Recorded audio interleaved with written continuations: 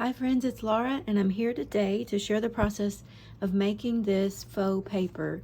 This is not my original idea, but I'm making this for myself, and so I thought I would bring you along with me. And if you're interested, I would love to have you stick around and spend a few minutes with me today while I show you what I've made, and then we can make a sheet or two together. So what you'll be needing for this faux paper is this freezer paper, and it has a wax coating, so when you iron it, you'll also need an iron. It sticks to whatever you put on the waxy side, and it creates a stronger sheet of paper. If you're using, say, a napkin or tissue paper, it turns it into a nice workable sheet of paper. This is some of the freezer paper with a napkin on top. When we get to making the paper, I'll show you what we're going to use to create the images on the paper. This one is a piece of white tissue paper on top. This one's also tissue paper. This was the same sheet and I cut it in half. And then this one is also made with tissue paper. Got a little large spot there of crayon. So if you end up with something like this and you don't like it, you can always cover it up. I found it's a bit of a learning process to figure out, how much crayon shavings do you want to put. What do you like? It's going to be individual preference. This is made with tissue paper. Also, this one, also made with tissue paper. This one too. Also thought I'd show you just real quick some other things I made. I've been making a whole lot of things into paper. Mostly these are napkins or scraps I've had that I've just tucked away for using at a later date. And then there's some I didn't like how they turned out. There's that one and this one and then these. So I'll probably still use those somewhere somehow, but they were some of the first ones I made, and I wasn't real happy with those. And then I used some tissue paper. I thought this tissue paper here was so neat. It came out of some shoes that I bought some time ago, and I thought the tissue paper in the box was really pretty. I can use this in a journal, and I thought that was really neat. So I've done that with a lot of the different tissue papers that I had. It made some pretty neat paper. I had this tissue paper. I thought this was pretty cool. And then this is one of the napkins that I got in a recent haul, and it made just a gorgeous piece of paper. It's pretty big, so I guess it could be the cover of a journal, but it would be a pretty big journal, but that might be okay. Or I thought it could also be cut down right here, and that could be a small journal, and then the white, that could be pages inside the journal. Just showing you that kind of as a little side note. So I have so many napkins, and turning them into paper seemed like a really good idea. So that's what I did with so much of that, and I still have so many napkins left. Okay, for this project today, as I said, you'll need a piece of freezer paper, and you can cut it off to whatever size you want to cut yours off to, and you'll need something to put a little bit of color on the paper. And I used these distress inks, and they worked fine. I used Vintage Photo. I've used the tea dye color, and I also used the yellow, and I wasn't a huge fan of that one. And today, I think let's just use this vintage photo, and then I used this, but you could use a makeup sponge or a Kleenex or whatever you have on hand. You don't have to have this particular kind of thing right here. So we'll need that. You'll probably need something to hold down the edges of your freezer paper, because it tends to want to roll up, and that'll kind of knock your stuff off before you get it all ironed on. And then you'll need, for today, some crayons, different colors, whatever you want to use. I just experimented with different colors, and I'm not quite sure which ones I'm going to pick right now, but so you will need some crayons, and you'll need some kind of little sharpener.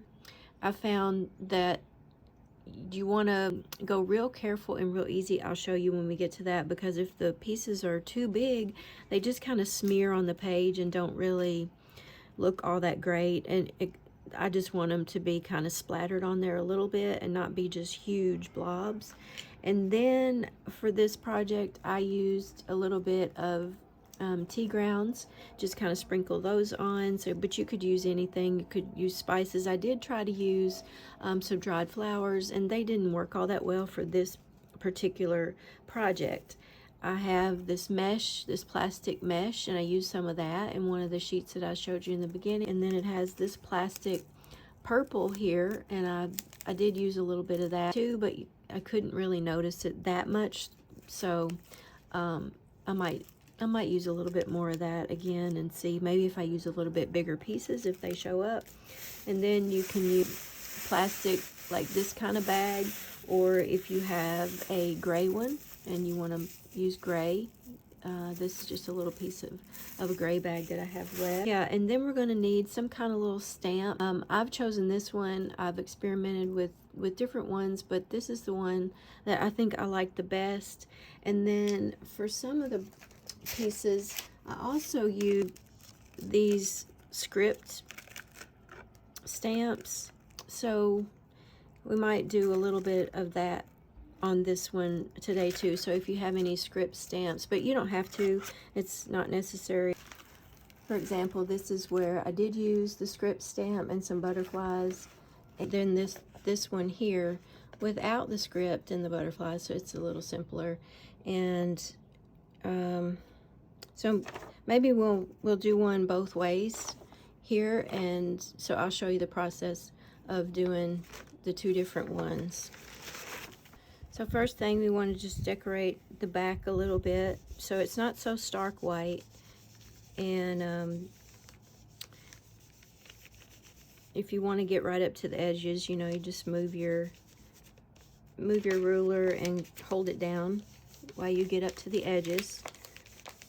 Or you can also, in the end, trim the edges off so you don't have to worry about getting to the very end. It's just up to you.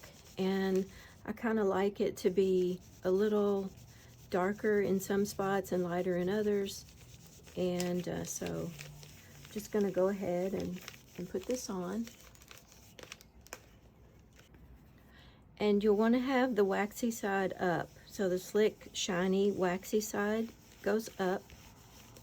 So that's what you're putting your ink on. Okay, and after you're finished with that, then you want to go ahead and start stamping whatever images you want to have on your page.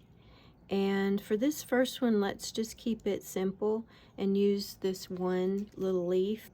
I tried using black ink, and that was not a good idea, and I didn't think it looked good, so I abandoned the black ink, and I'm sticking with this brown. It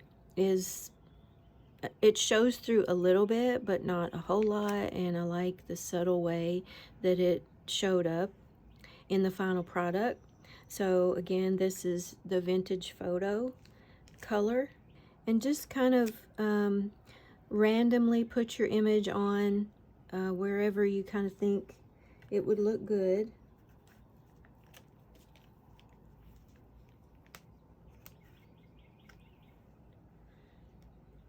And turn it different ways as you go, kind of trying to keep it a little bit different in the way it's laying on the paper.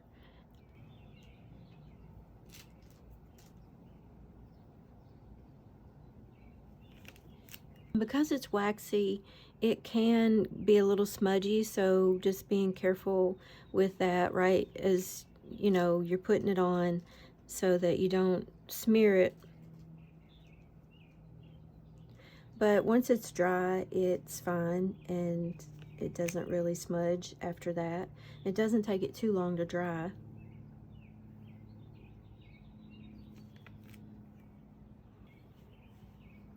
And if you get a lot of ink like here on your thing, you could leave it if you don't mind it showing up on your page, and in the end result it really doesn't make that much difference.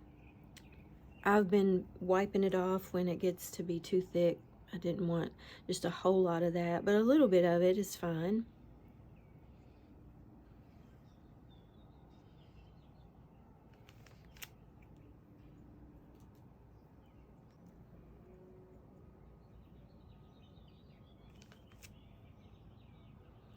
And then when you're happy with your stamps that you have on there, we can move on to the crayon. Just pick your colors. A lot of times I would use 2, but you could use as many as you want. I think I'm going to use this color here. It's called Goldenrod. And so what I was saying about this is just barely do this very lightly, or else your crayon can break and give you great big hunks. And I didn't like the way that looked. And I mean, unless you want it to look like that, in which case then do it. You can do it a little harder and have bigger pieces. But I just wanted little flecks, and so I just really lightly turn this. I got this sharpener at Ulta. It's for eyeliner. And so like if you had a crayon sharpener, it would probably work better on crayons than this eyeliner sharpener. But I looked for a crayon sharpener and I couldn't find one. So this is what I ended up with. And then I just turn it upside down and I tap it, and the shavings just fall onto my paper. And I just keep doing that until I get as much of this, you know, as much of each color as I want. And I try to spread it uniformly around so there's little bits of all the different colors all over the page. Now for the second color, I'm going to use this wisteria color. I like the combination of the purple and the yellow.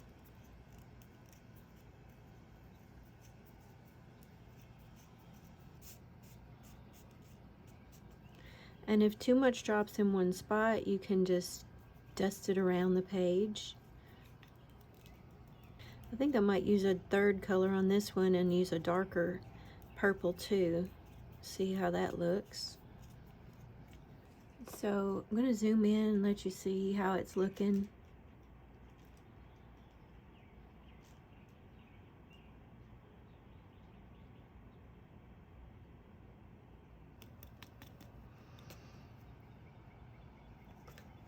Okay, and now I'm going to use this blue violet color. Just probably a little bit of this, not a whole lot. I've really had fun seeing how each page is going to turn out. Some of them that I thought would turn out well, they didn't, and some that I thought wouldn't turn out well, I thought they kind of did. So it's just a total experiment, seeing how it's all going to shake out in the end. And we can put a little bit of this tea, these little tea grounds, and just be sure and kind of sprinkle those a little bit, not a whole lot. It didn't turn out too well. If I accidentally spilled them in one spot and then it was hard to get them to move around, it kind of would mess up the page, I thought, if it got too much in one spot. Just a little tip that I learned along the way.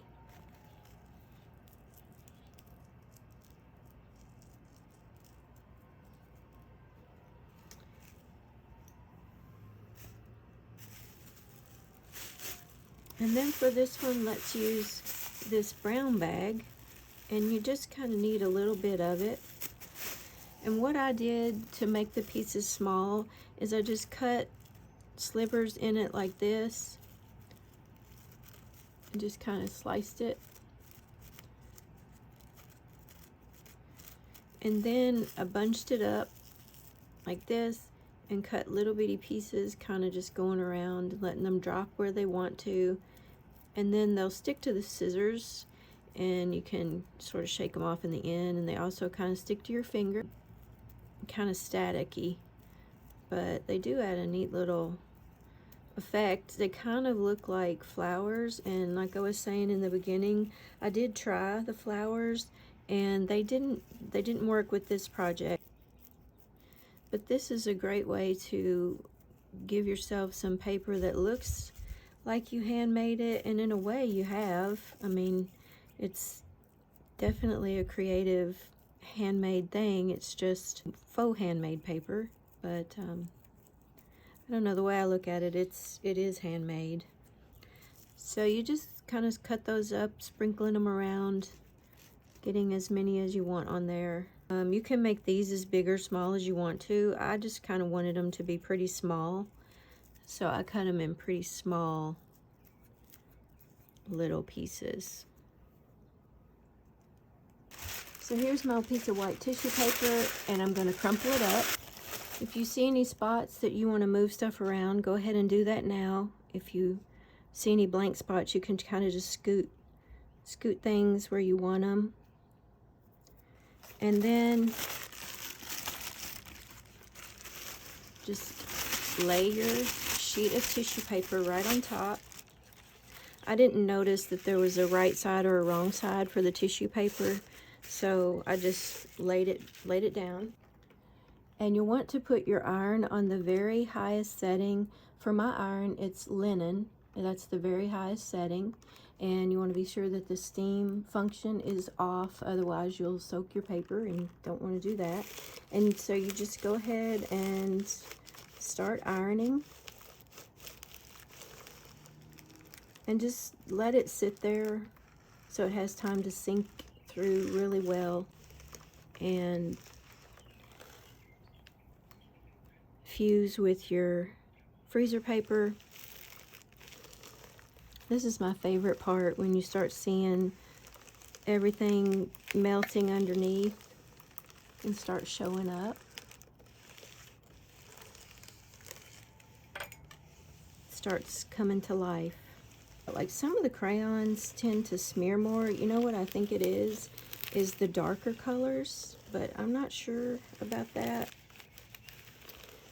But if they do, you know, you can always put a sticker or something over that when you're working with it in your journal.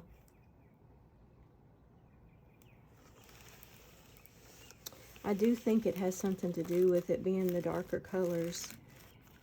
I don't know why that would be, that the darker colors are going to smear so much more. Maybe it's just that it's more noticeable because they're so dark.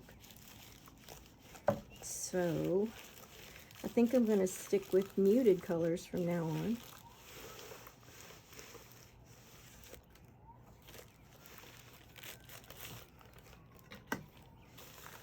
Although this one, this purple, the lighter purple wisteria color, it smeared some too. It's just not as noticeable.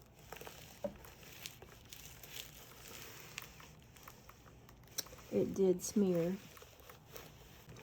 So you want to be sure that you get your corners and your edges really well so that it's not going to peel up later. And you can go ahead and flip it over and iron it from the back too.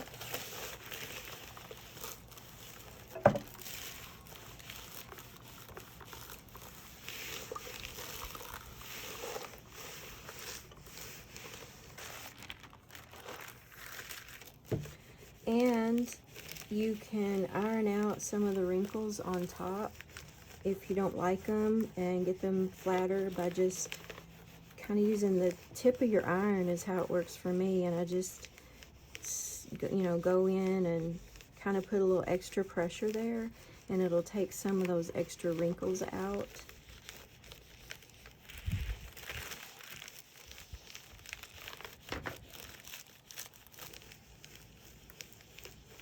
My iron has an automatic shut off, so if it stays in one spot too long and I don't raise it up, it will start to lose its heat. So in case you have that kind of iron, just be aware of that you kind of have to raise it up and make it heat back up. Otherwise, you're kind of just going over it and nothing's happening. So there we go. There's that sheet. Okay, let's do our second one using the script stamps.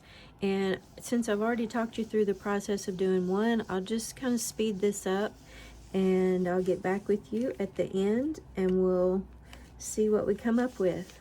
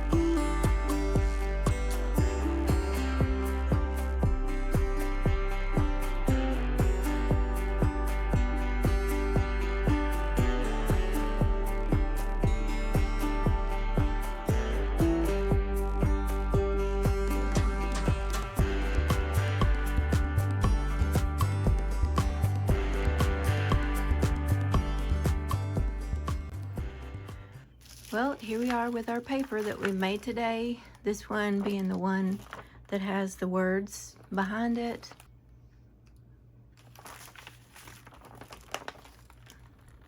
That one had the light purple and the goldenrod color.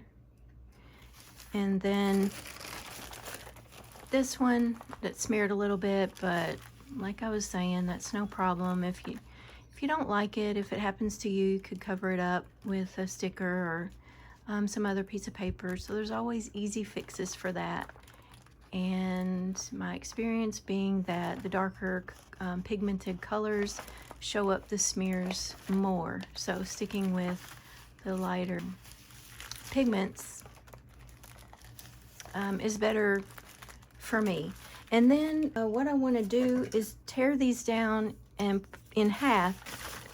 What I found is you can tear the sides just like this. You can pull backwards, so you've got your paper on the front and then the freezer paper is on the back, and you can just tear away like this and it will just rip nice and clean and give it a little bit of a torn edge instead of cutting it.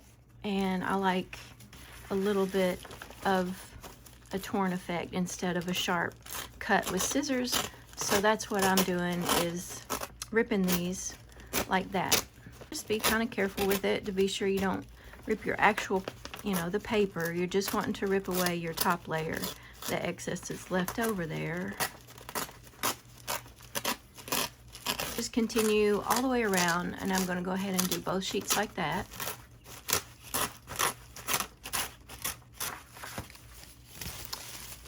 You can save this part for making handmade paper with a slurry if you want to. I've saved all the bits and pieces from this so that I can use that when I blend it all together and create some handmade paper using the screen. And so instead of throwing that away, just a tip about maybe saving that. And then I just fold it over like this and put a light crease in it, and then I take a ruler, and I found it best to do it on the decorated side and to tear towards me, and it creates two sheets. And you can further tear these down later. You can decide, what size are you going to need when you're making your craft or your journal. So I'm going to go ahead, like I said, and do this one. So I wanted to show you what the difference looks like. So this paper is made with a slurry and a decal and a screen. This is recycled paper with dried flowers and other little bits in it. So there's the front and the back, and here's another piece. They always come out looking a little bit different. I truly love this paper, and that's what I'm saying. You can save your bits and pieces for that project later. Then this paper that they we're calling faux paper, it has a very similar look to me, and then it also on the back has a very similar look to me. You still get a really neat effect on the back as well as the front. And yes, it is different, but it's still, to me, it's still handmade. It's gonna look great in a journal when I end up using that, when you end up using yours. So there's the back of that one, the back of this one, the back of this one. I really like the back of this. And the back of this one.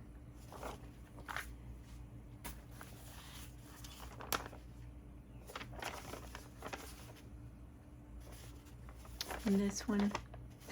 And I made this one with some red in it. And that's kind of a little bit different.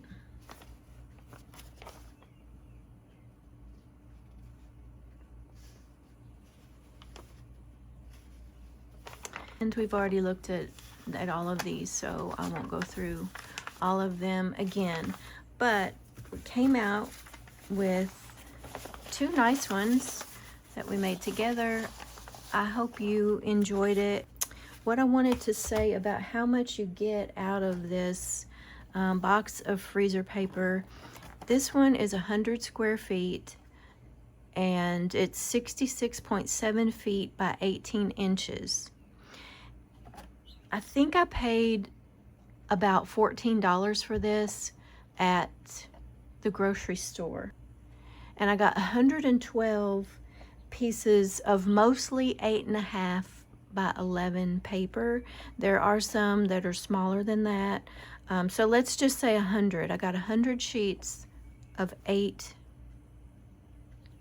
by 11, not 8.5. So that's what you'll get when you use a box of freezer paper. They also sell this in a like brown paper bag color, so that's another option. I think I'm going to get some and do some paper with that as well.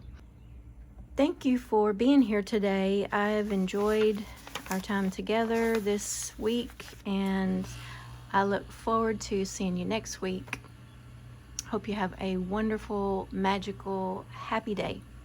Bye-bye.